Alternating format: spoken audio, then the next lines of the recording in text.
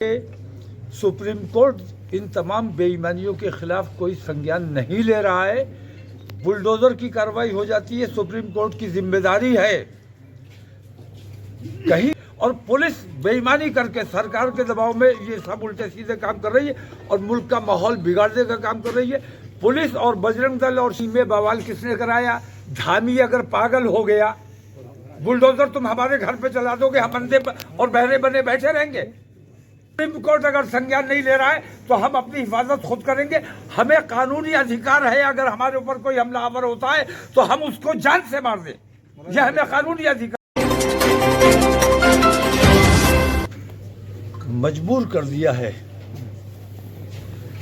जो मुल्क में बदअमनी का माहौल बनाया हुआ है, जो नफरतों का माहौल बनाया हुआ है, बुलडोजर की कार्रवाई। असल में हमारी ये जो गिरफ्तारी है वो हमारी अपनी तकलीफ कम है और इस बात की तकलीफ ज़्यादा है कि सुप्रीम कोर्ट इन तमाम बेईमानियों के खिलाफ कोई संज्ञान नहीं ले रहा है।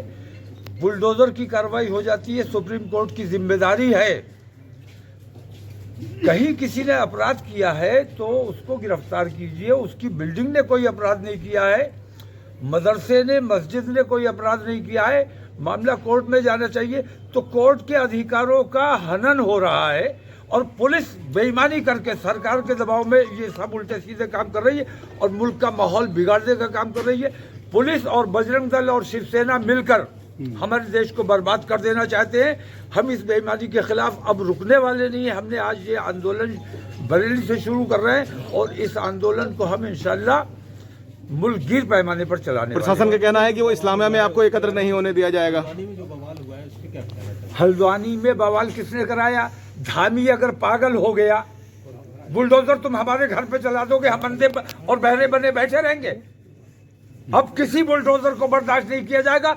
सुप्रीम कोर्ट अगर संज्ञान नहीं ले रहा है तो हम अपनी हिफाजत खुद करेंगे।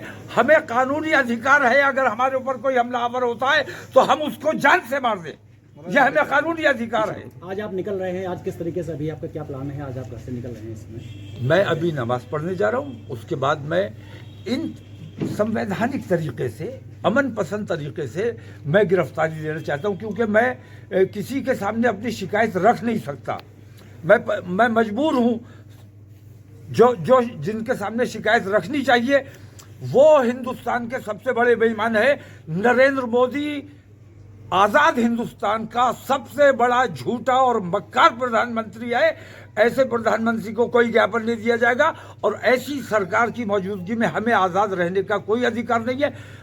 तमाम मुसलमान, हिंदुस्तान भर के मुसलमान इंशाल्लाह गिरफ्तारी देंगे। प्रशासन का कहना है कि इस्लामिया में आपको पहुंचने नहीं दिया जाएगा। यूनिफॉर्म सिविल कोड को लेकर क्या कहेंगे? जो यूनिफॉर्म सिविल कोड लागू है, भारतीय जनता पार्टी के दौर से नहीं, इससे पहले से। मुस्लिम पर्सनल लॉ जब मौजूद है कोर्ट में, एक कानून मौजूद है, इसके बावजूद हमारे जितने मसाइल कोर्ट में जाते हैं वो यूसीसी के तहत तय होते हैं, पर्सनल लॉ के तहत तय नहीं होते हैं। और फिर यूनिफॉर्म सिविल कोड रहा कहाँ जब आपने उसमें से कुछ को मुस्तस्ना कर दिया, कुछ को छोड़ दिया? इसका मतलब यूनिफॉर्म नहीं रहा। तो ये बेईमानी हो रही है। ये तमाम चीजें सिर्फ मुसलमानों को सताने, दबाने और परेशान करने के लिए। मैं ये कहता हूँ, इन तमाम लोगों को मंदिरों से कोई मोहब्बत नहीं है, मंदिरों से मोहब्बत नहीं है। असल में मुसलमानों को तकलीफ पहुंचाना है। अगर वाकई तुम मंदिरों से मोहब्बत करते हो, ज्ञानव्यापी मैं छोड़ने को तैयार हूं, दस्तबरदार होने को तैयार हूं। चलो पहले चाइना तुम्हारे कहा कितना कब्जा कर लिया है। कैलाश मानसरोवर चाइना के बाप की जागीर रही है, हिंदुस्तान का है और हमारे दौरे हुकूमत में हमने हिंदुओं को वो सौंपा था।